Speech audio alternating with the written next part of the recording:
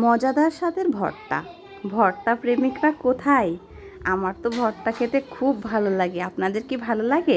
আসসালামু আলাইকুম, আমি Risha. Welcome my YouTube channel. So আমার চ্যানেলে যারা নতুন তারা কিন্তু সাবস্ক্রাইব করতে ভুলে যাবেন না।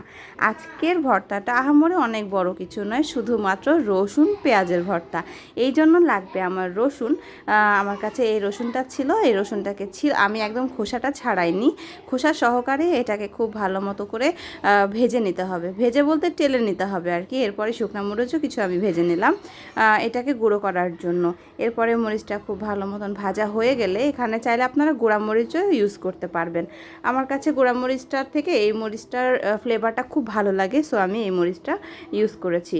এর জন্য লাগছে আরও পেঁয়াজ কুচি। পেঁয়াজ কুচি বেশ খানিকটা লাগবে, কারণ যতটা পেঁয়াজ দেওয়া হবে না ভর্তাটা খেতে তত বেশি স্বাদ লাগবে। আর একটা জিনিস লাগবে, তো আমার ভিডিওটি কিন্তু পুরোটি দেখুন, তাহলেই তো বুঝতে পারবেন যে কীভাবে বানালাম এই ভিডিওটা, এই ভর্তাটা। সো রসুনটা দেখুন একদম কিন্তু সিদ্ধ হয়ে গেছে, চুলাতে দেওয়ার পরে সেদ্ধ হয়ে গেছে। এখানে আর তেমন কিছুই লাগছে না, লাগছে আমার তেঁতুল। তেঁতুলটাই হচ্ছে এই ভর্তার মেন হিরো। সো প্রথমে আমি শুকনো মরিচটাকে খুব ভালো মতো গুঁড়া করে নিব। চাইলে আপনারা ব্লেন্ডারও ব্লেন্ড করতে পারেন। তো আমি একদম মিহি করে গুঁড়া করব না, আমার একটু খোসা খোসা থাকবে। এরপরে রসুনগুলোকেও আমি একটু থেতো করে নিব। থেতো করে নিব একদম একদম বলছি না যে মশলার মতো করে একদম মিক্স করে নিব না, জাস্ট একটু গোটা গোটা থাকবে, ঠিক এরকমভাবে। এরপরে পেঁয়াজটাকেও আমি একটু থেতো করে নিব। খুব ভালো মতন থেতো করা হয়ে গেলে এগুলো সবগুলো আমি উঠিয়ে নেব একটা বাটির মধ্যে। আমার থেতো করার পরে আমি জাস্ট একটা বাটা দিয়েছিলাম, যে ওটা খেতে আরও ভালো লাগবে। সো এই যে এখানে আমার সবগুলো উপকরণ একসাথে রেখে দিলাম, এবং এর মধ্যে দিব এখন তেঁতুল এবং লবণ অ্যাড করে দিব।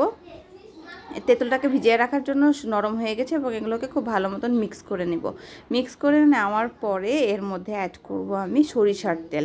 সরিষার তেলটা একটু বেশি পরিমাণে দেওয়ার চেষ্টা করবেন, কারণ রসুন আর সরিষার তেলের যে ফ্লেভার সেটা অনেক মাশাআল্লাহ অনেক ভালো লাগে। তো ভালো লাগলে অবশ্যই ফলো করতে ভুলবেন না।